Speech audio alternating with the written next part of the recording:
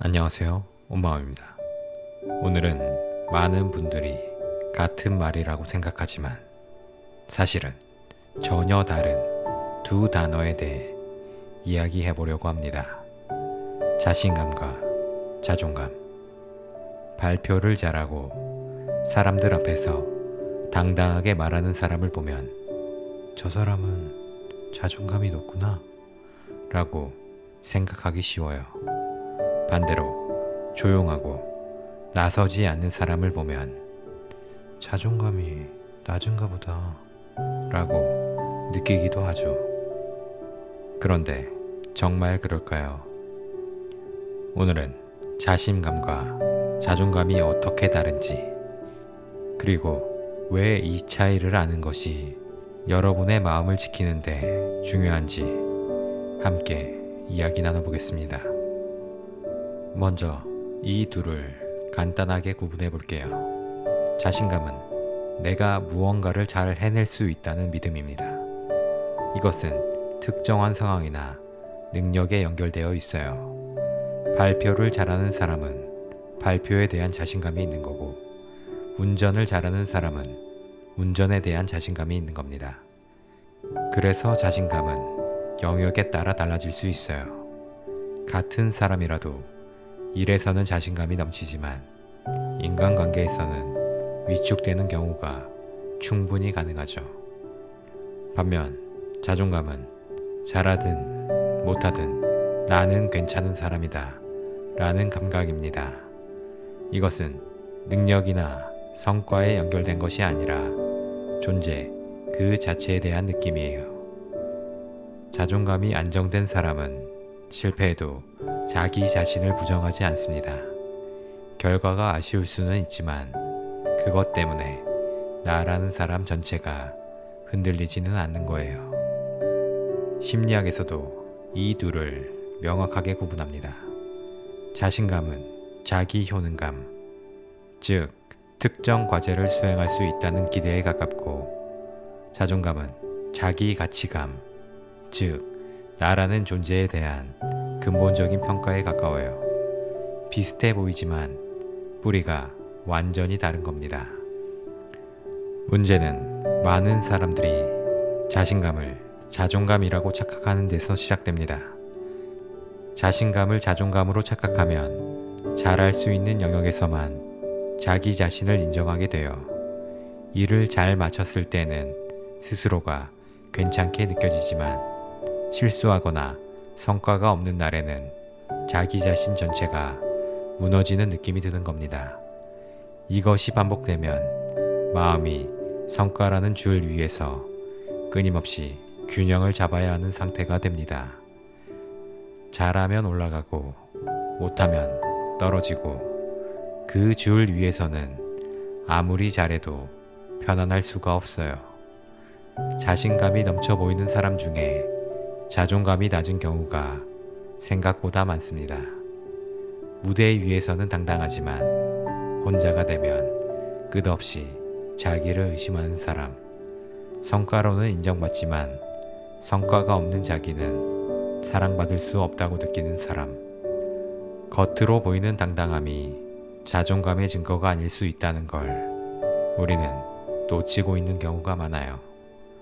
반대로 조용하고 눈에 띄지 않지만 자존감이 높은 사람도 있습니다. 남들에게 자기를 증명할 필요를 느끼지 않고 잘하지 못하는 일 앞에서도 자기 자신을 함부로 깎아내리지 않는 사람, 이런 사람은 자신감이 부족한 영역이 있어도 크게 흔들리지 않아요. 자신의 가치가 그 영역에 묶여있지 않다는 걸 알고 있으니까요. 다른 사람들의 이야기를 들려드릴게요. 한 친구는 누가 봐도 자신감 있는 사람이었습니다. 프레젠테이션도 막힘없이 해내고 모임에서도 분위기를 이끄는 역할을 자연스럽게 했어요. 주변에서는 늘 넌 참 당당하다 라는 말을 들었죠. 그런데 그 친구가 어느 날 이런 말을 하더라고요. 난 잘하고 있을 때만 나를 좋아할 수 있어. 잘 못하는 순간이 오면 나라는 사람이 통째로 싫어져. 밖에서는 자신감이 넘쳤지만 안에서는 늘 불안했던 겁니다. 그 자신감은 진짜 내면의 힘이 아니라 자존감이 낮은 자리를 채우기 위해 쌓아올린 보상이었던 거예요. 또 다른 분은 오랫동안 자기를 자신감이 없는 사람이라고 생각했습니다. 사람들 앞에 나서는 게 불편하고 자기 의견을 크게 말하지 못하는 성격이었거든요. 그래서 자존감도 낮다고 스스로 단정짓고 있었어요. 그런데 상담을 받으면서 알게 되었대요. 자기는 내향적인 것이지 자존감이 낮은 것이 아니었다고요. 못하는 일이 있어도 자기를 비난하지 않았고 남과 비교해서 자기를 깎아내리지도 않았어요. 그냥 드러내는 방식이 조용했을 뿐이었던 겁니다. 자신감의 크기와 자존감의 깊이는 같지 않다는 것을 그때 비로소 이해하게 되었다고 합니다. 그렇다면 자신감이 아닌 진짜 자존감은 어떻게 돌볼 수 있을까요? 첫 번째, 나의 가치를 성과에서 분리하는 연습을 해보세요.